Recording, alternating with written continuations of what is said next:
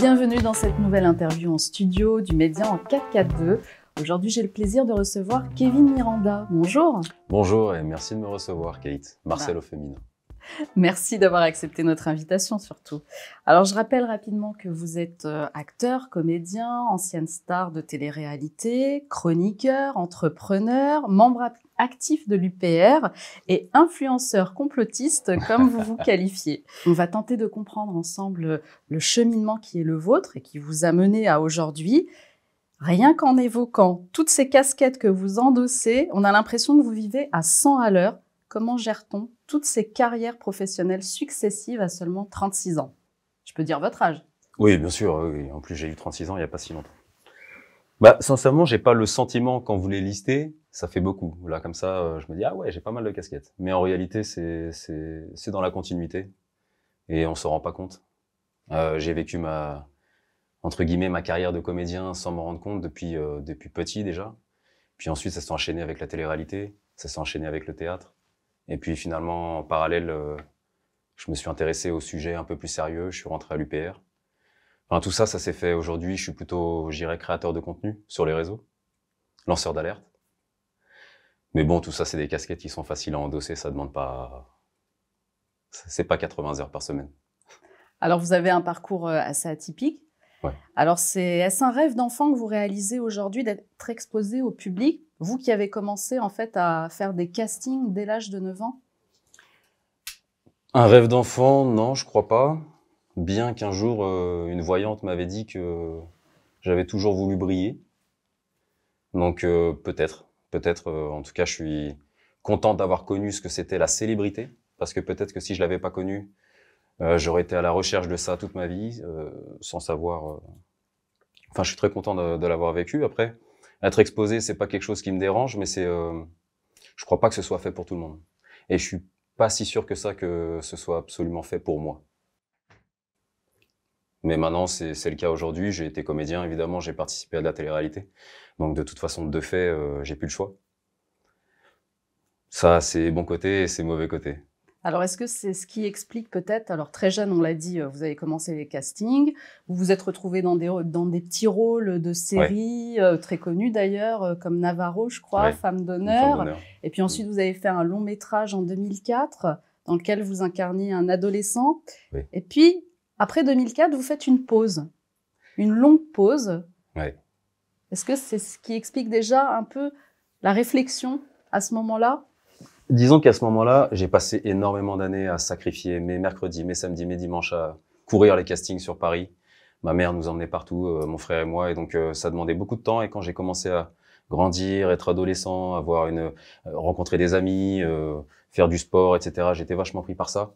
Et j'avais pas encore ce recul de me dire je veux être comédien, je veux être acteur, j'ai cette chance incroyable, je vais la saisir. Voilà, moi j'ai toujours été très curieux. Un peu rêveur, donc le regard un peu partout perdu et sans trop savoir exactement où j'allais. Et à ce moment-là, j'ai fait une longue pause parce que la question se posait si je devais abandonner les cours pour faire une école de théâtre et me lancer corps et âme là-dedans. Et c'était pas un choix que j'étais prêt à faire à ce moment-là. Alors vous revenez en fait dans le petit écran au travers des émissions de télé-réalité. Pourquoi les émissions de télé-réalité? Est-ce que vous vous dites que ce sera un tremplin pour vous à ce moment-là, j'avais 23 ans. Mais c'était en 2010. Et en fait, c'est une occasion qui s'est présentée. Et je savais déjà que d'entrée que c'était une mauvaise porte d'entrée pour l'audiovisuel, pour essayer de faire comédien.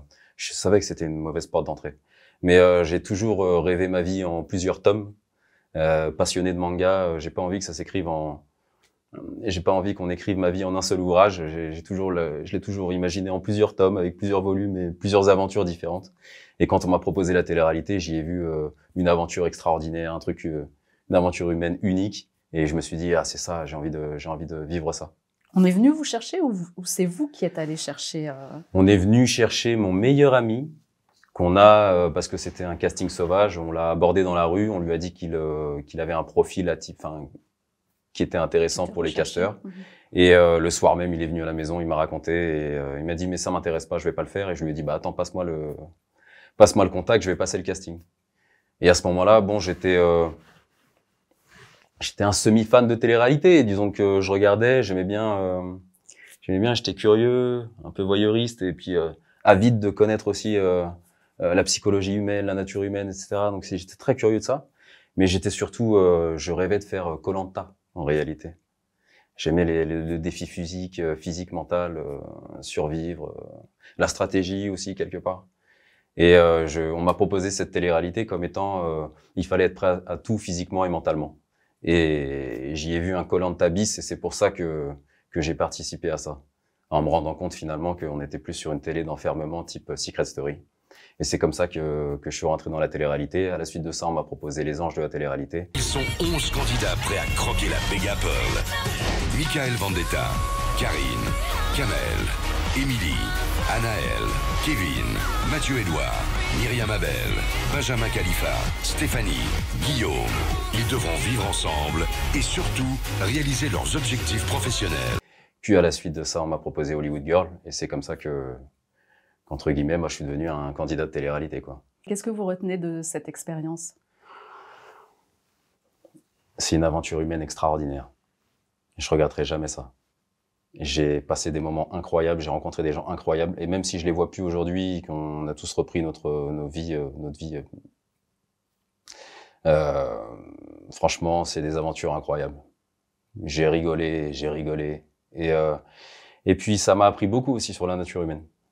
Ouais, j'adore, enfin, je suis très curieux de ça, et ça m'a appris énormément sur moi-même, parce que quand on fait partie d'une expérience comme ça, sociologique, où on est enfermé, sans internet, sans télé, il y avait limite pas de pendule, pas d'horaire, on savait pas quelle heure il était.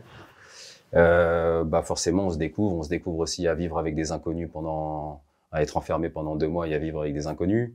On se découvre à tous les niveaux, on se découvre même après, une fois qu'on ressent la célébrité, et puis on en apprend beaucoup sur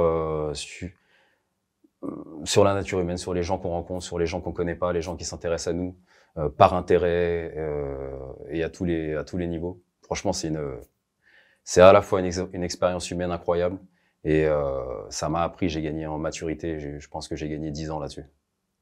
Donc vous en avez tiré du positif finalement, parce que la télé-réalité, c'est quelque chose qui est beaucoup de positif. assez critiqué. Ah oui, bien sûr. Ouais. Bon, à juste titre, hein, je pense. Hein. Quelque part, c'est un peu de la télé poubelle. Il y a des businessmen qui sont d'accord pour mettre de l'argent, et des jeunes qui sont prêts à tout pour devenir célèbres, et donc qui les enferment. Et donc il y a des bons côtés au départ. Je pense que c'est super intéressant de regarder ça d'un point de vue sociologique, toute cette dimension-là. Puis après, finalement, au départ, je trouve que la télé-réalité, elle est super intéressante. Comme c'est une émission, voilà, on essaie de prendre des gens très différents, de tous bords, pour que chacun puisse s'identifier. Mais à un moment donné, ça devient une industrie, un business. Il s'agit que ça marche. Il faut des ingrédients, il faut des clashs et des histoires d'amour. Et quand ça se fait pas naturellement, et ben on les crée, ces situations-là. Donc forcément, à un moment donné, ça devient un business, et on commence à prendre que des archétypes de filles et de garçons qui sont finalement les mêmes. Et c'est comme tout, je crois, à un moment donné, comme le football. Quand il commence à y avoir trop d'argent dedans, quand ça devient un business, une industrie, bah y a quelque chose qui se dénature. Donc évidemment, c'est une distraction pour les gens, ça nous fait oublier. Les gens regardent la télé-réalité et ont l'impression de rentrer du travail et de poser leur cerveau et de regarder un truc qu'il est une distraction. Et finalement, bon, je sais que d'un point de vue maintenant aujourd'hui plus politique, j'essaie de prendre un peu de recul sur tout ça. Je sais aussi que c'est une manière de détourner l'attention. C'est ce qui vous a amené sans doute à vous détacher aussi de ce milieu. Mais finalement, la télé-réalité vous a également ouvert des portes, notamment dans le théâtre. Ouais, exactement. Vous avez, dans des séries aussi. Vous avez refait aussi un long métrage. Oui. Oui, bien sûr. Ça, en fait, ça ferme des portes et ça en ouvre d'autres. De toute façon. Donc j'ai eu la chance de jouer au théâtre. Peut-être que j'aurais pas pu jouer au théâtre sans avoir fait de la télé-réalité. Et une expérience incroyable aussi, le théâtre. Alors, j'ai découvert ça en tant que spectateur déjà, parce que j'avais jamais regardé de pièce. Et en tant que comédien, c'est exceptionnel. Donc ouais, bien sûr, ça ouvre des portes, ça en ferme d'autres. Est-ce que vous regrettez d'avoir parfois utilisé en fait votre physique, de l'utiliser, d'en jouer pour obtenir par exemple un rôle dans un film? Je parle des 2 films gays que vous avez fait oui, en oui, oui. 2015. Est-ce que... Alors en fait, j'estime vraiment pas avoir utilisé mon physique. J'ai jamais su vraiment bien me vendre auprès des réalisateurs, etc. J'ai compris que c'était important d'être beau forcément, mais de toute façon, dans l'industrie audiovisuelle, etc. Peu importe, c'est important. Le physique, il est forcément important. Mais après, j'ai jamais eu l'impression de jouer de mon physique. Dans les séries, j'essayais au maximum de pas apparaître torse nu quand c'était pas légitimé par le scénario. Bref, je me suis toujours un peu battu contre ça, mais j'ai compris finalement que j'étais un peu comme un citron qu'on presse, une forme de produit qu'on prend, qu'on met là, il est mignon, peut-être qu'il joue pas trop mal, voilà, on va le prendre et on va essayer de faire de l'argent avec lui.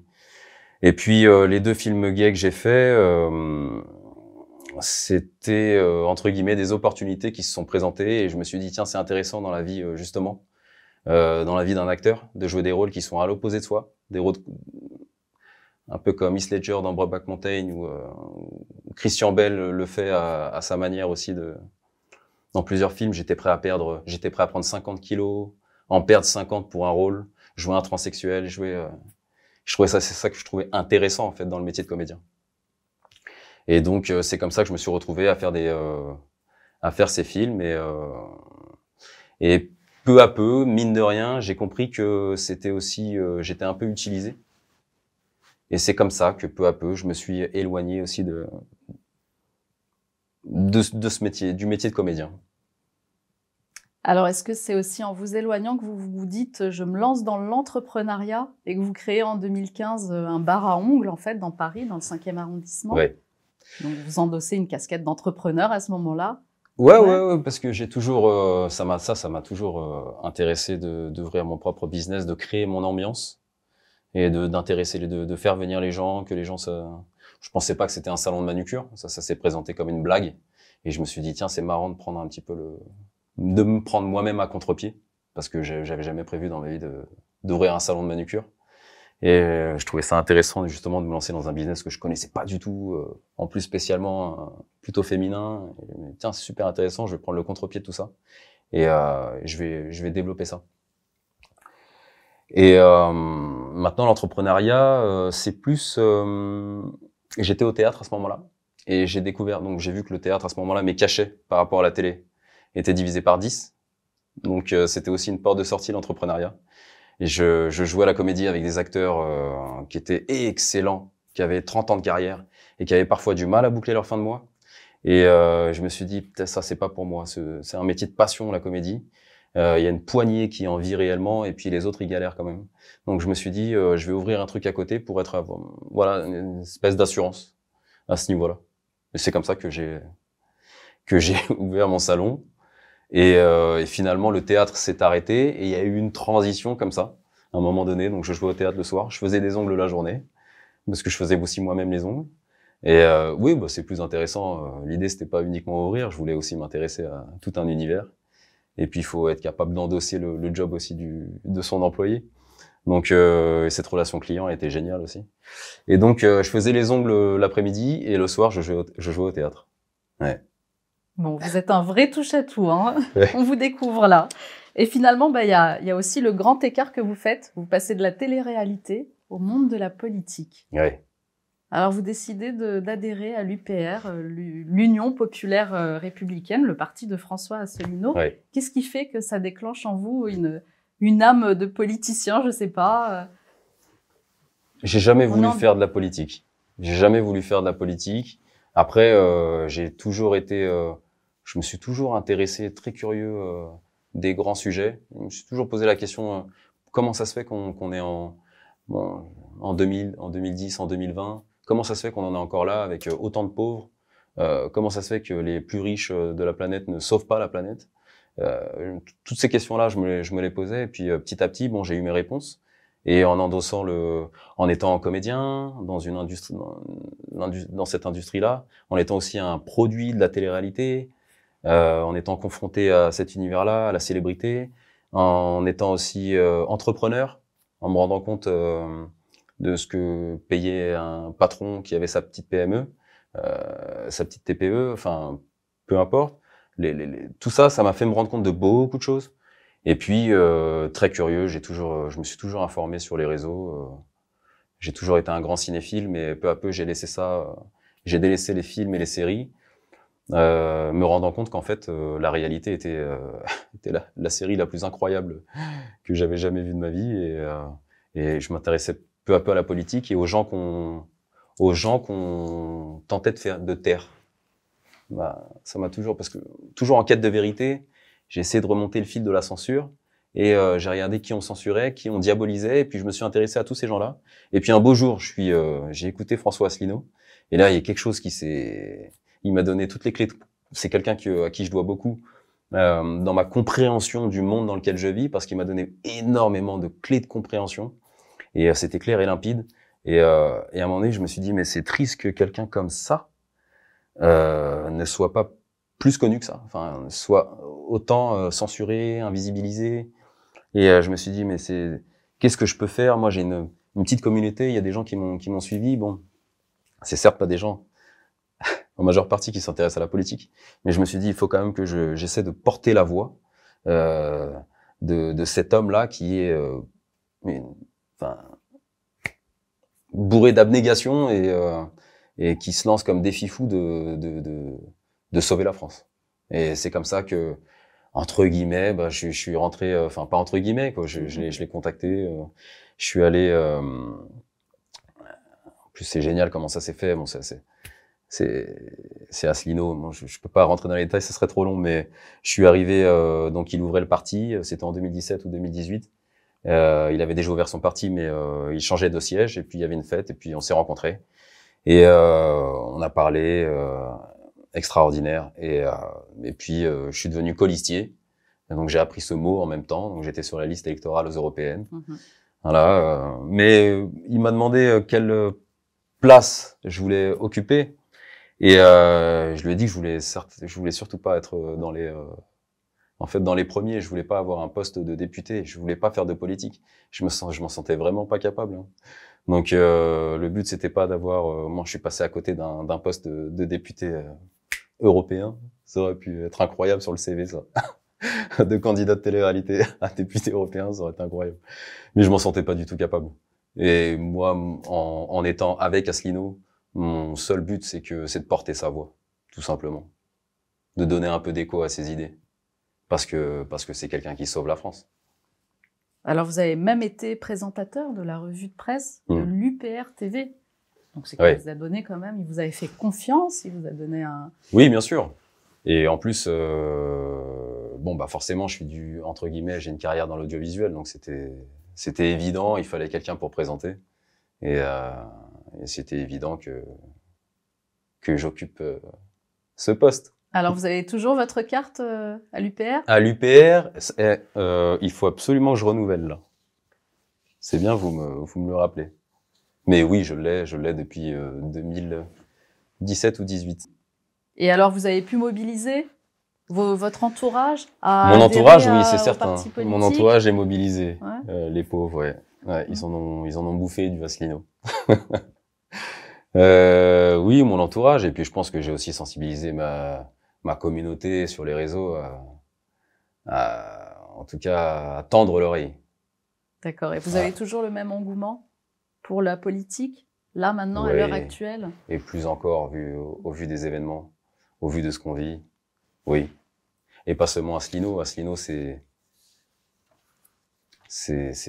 un des lanceurs d'alerte. Mais pour tout, j'ai de l'admiration pour tous les lanceurs d'alerte. Alors aujourd'hui, vous vous présentez justement comme un influenceur complotiste. Qu'est-ce que c'est qu'un influenceur complotiste, Kevin Miranda? Je pense que c'est quelqu'un qui gagne pas beaucoup d'argent en influençant les gens de cette manière-là. Non. c'est pas le bon créneau si on veut faire de l'argent. On peut faire de l'argent avec de l'influence en étant influenceur, mais l'influenceur complot, c'est pas le bon créneau. Qu'est-ce que c'est? Bah, en fait, c'est pour prendre le contre-pied, c'est pour rigoler un peu, par rapport à, sur les réseaux, il y a beaucoup de gens qui sont influenceurs et la plupart des gens, des anciens candidats de télé-réalité sont des influenceurs. Et je me suis dit, tiens, c'est marrant, je vais prendre le contre-pied de... Moi, ça me dérange pas du tout qu'on m'appelle complotiste. On m'appelle complotiste depuis... Ça doit faire 10 ou 15 ans, quoi, qu'on m'appelle complotiste. Donc, c'est une immense fierté qu'on m'appelle complotiste. Donc, je me dis, autant que je donne du pain, autant que je donne du grain à moudre à ceux qui m'appellent comme ça, je m'appelle influenceur complot moi-même. Ouais. Alors, comment se traduisent vos actions alors sur les réseaux? Oh, je pense que ça se traduit surtout par... Le but, c'est pas de convaincre. J'essaie de donner à réfléchir. C'est une belle phrase, elle est pas de moi. Donc, j'essaie surtout de relayer. Pour moi, vous avez... je dirais que vous avez le statut héros. Julian Assange, un lanceur d'alerte, un héros. En dessous, vous avez le politique. Je dirais François Asselineau. Ensuite, vous avez peut-être, dans l'échelle, vous avez peut-être Idrissa Berkane, l'érudit. Et puis vous avez, ou un peu au-dessus, pardon, vous avez le scientifique, Raoult. Et puis en dessous, vous avez le média, Marcel en 442. Et puis juste en dessous, je me situe là. Moi, je relais, je suis un relayeur. Il faut toucher un maximum de gens. Et trop peu encore regardent les médias alternatifs comme Marcel en 4K2. Et donc, il faut des petits gars comme moi qui relaient, tout simplement. Sans dire, regardez, c'est ça la vérité, regardez, non, juste attirer l'œil pour toucher un maximum de gens. Voilà.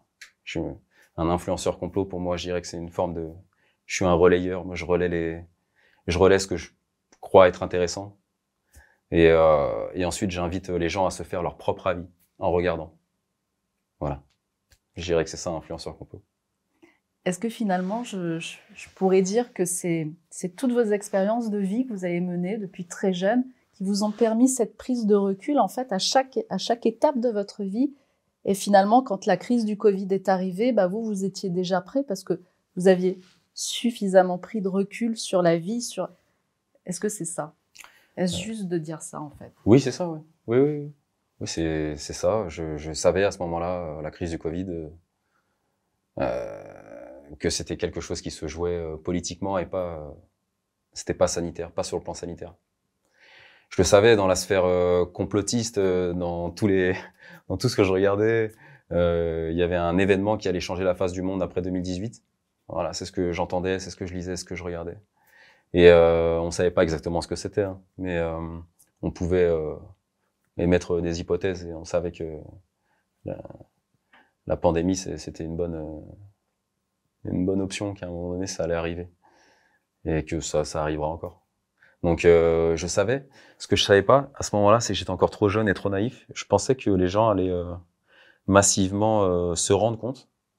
J'ai encore pris 10 ans en maturité là dans ma connaissance de la nature humaine. J'ai plus appris en 2-3 ans sur la nature humaine que toute ma vie en fait même.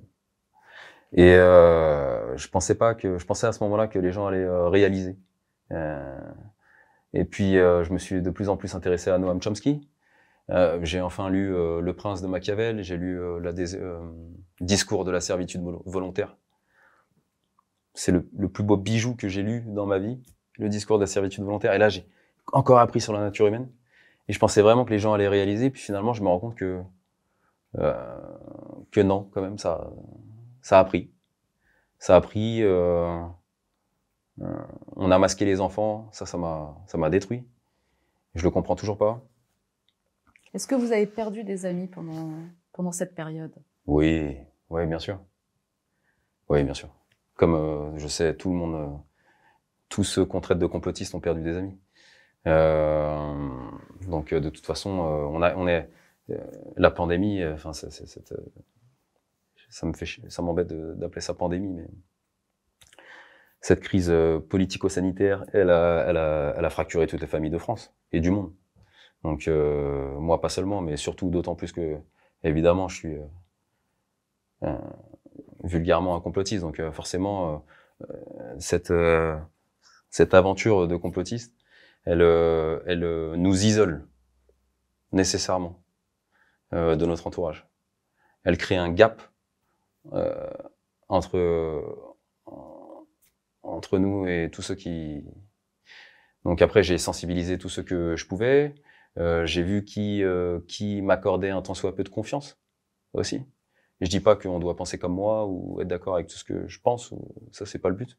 Mais j'observe tout de suite qui me fait assez confiance pour s'intéresser un minimum plutôt que de me ridiculiser ou d'essayer de... Mais je pense qu'il y a un complotiste, il y a au moins un complotiste dans toutes les familles de France qui s'est isolé et qui était seul contre toute sa famille et qui s'est fait railler par toute sa famille. Et... Comment vous l'avez vécu justement cette période? Surtout la période du confinement, la période où vous vous sentez isolé, comment vous l'avez vécu? Moi, j'ai aimé ce confinement. J'étais avec ma femme, tout se passe au top. J'ai aimé ce confinement, il m'a donné du temps pour encore plus apprendre et m'intéresser à tout ça. Donc je l'ai bien vécu, j'ai un bon rythme de vie, on a bien mangé, on a fait du sport, j'ai bien vécu. Ce que j'ai mal vécu, c'est en tant qu'être humain. En fait, me rendre compte qu'en fait ça fonctionne, me rendre compte qu'il y a finalement très peu de vrais résistants. Je me suis rendu compte qu'il y avait, je sais pas c'est quoi la vraie statistique, mais il y a quoi? Il y avait 2-3% en 45 de résistants en France, je crois. Enfin bref, c'est de prendre du recul sur la nature humaine, sur les masses, sur comment le pouvoir exerce son contrôle sur les masses depuis la nuit des temps, et comment encore ça peut marcher en 2020, 21, 22, 23. Et c'est frustrant, en fait. Parfois l'impression de...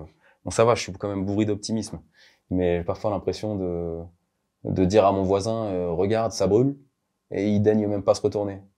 Ça peut pas brûler, tu vois, enfin, il me sort n'importe quoi. Donc, en fait, c'est frustrant d'avertir et d'être ridiculisé pour vouloir avertir, et finalement se rendre compte que t'as beau avertir, et ça marche quand même. En fait, donc moi j'ai très bien vécu mon confinement, ça m'a même pas empêché de sortir. En fait, j'ai quasiment jamais porté de masque. J'ai même pas fait de PCR. Je veux dire, je veux pas rentrer dans toute cette mascarade. Me faire un PCR par un gamin, un étudiant en médecine de 19 ans qui va m'enfoncer une tige dans le cerveau, c'est un truc, ça me rend fou qu'on puisse faire la queue pendant 3-4 heures pour se faire un PCR dans le but de, je sais pas, moi, aller au théâtre ou aller boire un verre en terrasse. Je trouve ça incroyable que ça fonctionne. Et je pensais que justement il allait y avoir une prise de conscience générale.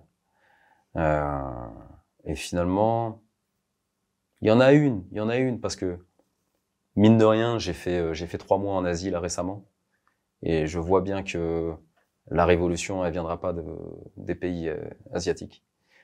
Tout le monde porte le masque, les enfants aussi.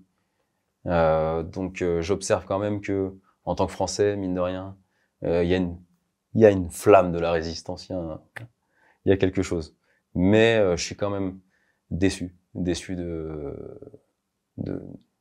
nous les Français, parce que je trouve qu'on a une place unique dans l'histoire, et ce serait magnifique qu'on envoie un message au monde entier, et en montrant qu'on a toujours cette flamme de la résistance qui relancerait le feu de la résistance. De toute façon, aujourd'hui, je pense que tous les pays du monde, il y a des manifestations, tous les peuples se réveillent, mais ils se réveillent indépendamment les uns des autres, et des classes sociales, etc. Et il faudrait une révolution, il faudrait un mouvement planétaire, quelque chose à la Gandhi, vraiment pas quelque chose de violent, quelque chose de tranquille, mais on sait. On se lève tous ensemble, malgré nos différences, et on sait ce qui se trame, on sait ce qui se passe. Alors après la crise du Covid, il y a la crise économique qui est arrivée, Ouais. l'hyperinflation, l'histoire de la réforme des retraites. Est-ce que vous vous sentez concerné par tous ces sujets qui touchent les Français? Oui, je me sens concerné, parce que moi, pour moi, tout le monde, on est tous des frères et sœurs. Donc, même si moi, directement, je le suis pas, par exemple, mon père l'est, directement par la réforme des retraites. Je suis intéressé par tous les sujets de société, peu importe. Pour moi, chaque jour est une opportunité de construire, de bâtir un monde meilleur. Et je j'ai pas d'enfants, mais je fais ça pour tous les enfants tous les enfants de la Terre sont mes enfants. Enfin, on est tous frères et sœurs. Je veux dire, tout est fait pour nous diviser, mais en vérité, on est tous ensemble sur un même bateau. Je sais que si demain on se fait attaquer par les aliens, on va tous redevenir frères comme ça. C'est qu'un état d'esprit, il suffit on est tous concernés. Peu importe si, je sais bien qu'un jour je toucherai jamais la retraite. Je sais bien ça. On cherchera à me faire travailler jusqu'à 75 ans. Le but du pouvoir, c'est de nous faire travailler et de nous faire mourir la première année de notre retraite. C'est ça l'objectif. Donc oui, je suis concerné. Après,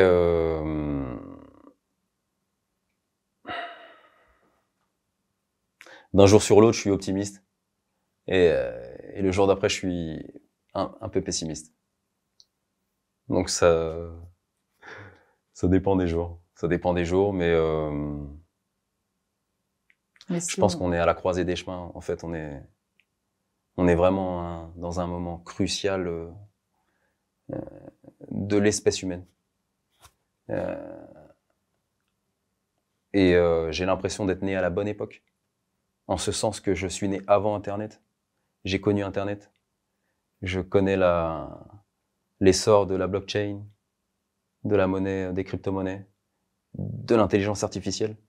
Donc je suis pas né avec un téléphone entre les mains et devant un écran. Je suis né un petit peu avant. Donc j'ai l'impression que c'est maintenant que tout se joue, que dans 10 ans, 15 ans, 20 ans, on sera, si on fait rien, on sera tracé, enfin on l'est déjà de toute façon, mais il y a vraiment un futur sombre qui se dessine. Et donc il y a quelque chose qui se joue, et c'est maintenant. Et c'est ce pourquoi je me sens intéressé par tous les sujets, que ce soit les retraites ou la guerre, ou même si cette guerre elle est pas chez nous. Le problème il est mondial aujourd'hui. Donc ouais. Alors vous avez évoqué le traçage de l'être humain, l'euro. On parle beaucoup de l'euro numérique en ce moment qui devrait arriver d'ici quelques années. En tout cas, les pourparlers devraient débuter à l'automne 2023. Ça vous fait peur, ce traçage-là, un peu à la manière asiatique? Ouais. Oui, ça me fait peur. Ouais. Ça me fait peur. Bien sûr, ça me fait peur. Alors, je le vois, ça se dessine devant nous. J'espère qu'on le voit tous. Après, j'ai moins peur de ce qu'on cherche j'ai pas forcément peur de ce qu'on cherche à m'imposer. J'ai vraiment profondément peur de ce que mon peuple est prêt à accepter. C'est ça ma véritable peur aujourd'hui. Après, l'euro numérique, c'est une chose. Il y a le Bitcoin. Je place pas mal d'espoir dans le Bitcoin, mine de rien. Donc voilà, ils vont essayer par le biais des monnaies numériques de nous tracer, mais je pense qu'il y a toujours une alternative. Et alors c'est quoi? Outre la monnaie numérique, ce serait quoi les autres alternatives? Vous avez des clés pour ça? Le Bitcoin, c'est une alternative pour moi. Les crypto-monnaies de manière générale, mais surtout le Bitcoin. Bon, il y en a beaucoup qui voient dans les crypto-monnaies quelque chose de diabolique, une manière de nous tracer encore plus. Mais en vérité, il existe des projets, des protocoles et des manières d'opérer de manière anonyme et tout en étant transparente. Donc, moi, je crois que le Bitcoin est une solution. J'aimerais une révolution. J'aimerais qu'Asselineau soit au pouvoir. J'aimerais qu'on institue le RIC. J'aimerais évidemment, qu'on qu'on agisse plus localement, qu'on s'entraide. Et j'aimerais surtout qu'on s'allie, que tous les experts Créer une synergie, en fait. créent une synergie, ouais, se mettent autour d'une table. Et je pense qu'ils le font de plus en plus, mais de tous les domaines, que ce soit la santé, l'économie, ouais, de tous les domaines. Idriss Abel, enfin, je ne veux pas les lister, je peux vous en lister 50. Je les ai recherchés. Toute ma vie, j'ai recherché les lanceurs d'alerte. J'en ai fait une liste. Et j'ai dit, OK, lui, il s'entendrait bien avec un tel, lui, il s'entendrait bien. Et j'aimerais bien que tout le monde se laisse éventuellement l'ego de côté et arrive à se mettre d'accord sur un moyen d'action, un plan d'attaque. Mais in fine, ce sera toujours à nous, les gens, de nous intéresser, de donner notre attention, de prêter notre attention à ces lanceurs d'alerte. Et c'est là où je crois que j'ai une place, j'ai quelque chose à jouer. C'est que moi, j'ai beaucoup de gens. J'ai des milliers de gens qui me suivent. Donc c'est à moi aussi de vulgariser, d'essayer de rendre sexy le discours de certains. En faisant un peu sourire, en disant voilà, vous faites ce que vous voulez, à vous de juger. Moi, je vous montre ça, c'est super important, à vous de juger. Voilà, mais oui, on n'a que des solutions en réalité. Il y a beaucoup de problèmes, on n'a que des solutions. Là où ça se joue, c'est est-ce qu'on sera assez à un moment donné à mettre nos problèmes de côté pour prêter notre attention à ceux qui sauvent le monde. Alors rappelez-nous, quelle est votre actualité et surtout sur quel réseau on peut vous suivre? Alors on peut me suivre, j'ai commencé ma chaîne YouTube, je suis en train de tourner plein de vidéos, donc je pense que la meilleure manière de me suivre c'est sur Instagram, Twitter et YouTube. Alors sur Instagram vous avez 2 comptes? Sur Instagram j'ai 2 comptes, oui. Kevin Miranda Off, O2F, et puis j'ai un compte KG News. Influenceur complotiste, c'est ça? Influenceur complotiste, voilà, qui relaie, c'est mon compte de relayeur, où j'essaie de relayer notamment les articles et les vidéos du média en 442, mais pas seulement. Et voilà, qui s'appelle Kage News, K-G-E-N-E-W-S, Kage pour ombre en japonais. C'est les news de l'ombre. Porter à la lumière les news de l'ombre. Très bien. Est-ce que vous voulez ajouter quelque chose? Est-ce que vous avez d'autres actualités que sur les réseaux sociaux? Non, aujourd'hui, je me définis plutôt comme un créateur de contenu. Donc voilà, je sors ma formation en complotisme bientôt. Prochainement? Prochainement. On reste connecté alors. Et puis, non, je vous invite à me suivre pour vous faire votre propre idée. Je vais être beaucoup plus actif. J'ai beaucoup de choses à poster. Et puis voilà, j'ai des projets, mais je préfère les garder pour moi parce que j'ai toujours eu tendance à avoir beaucoup de projets et à pas tout réaliser. Donc je préfère à la rigueur surprendre plutôt que de m'avancer sur certaines choses. Mais oui, j'ai beaucoup de choses à vous montrer. Il y a beaucoup de choses que j'ai beaucoup de choses en stock à vous montrer.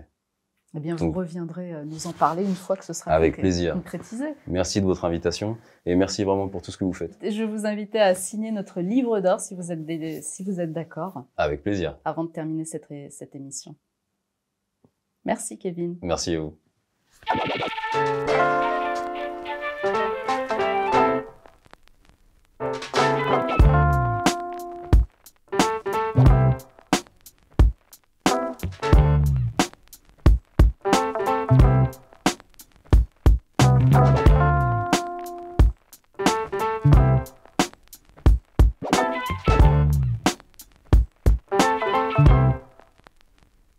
Bon bah maintenant que t'es là, abonne-toi. L'idée c'est que tu loupes rien. Donc clique sur abonner et aussi sur cette cloche à la con pour qu'elle t'avertisse.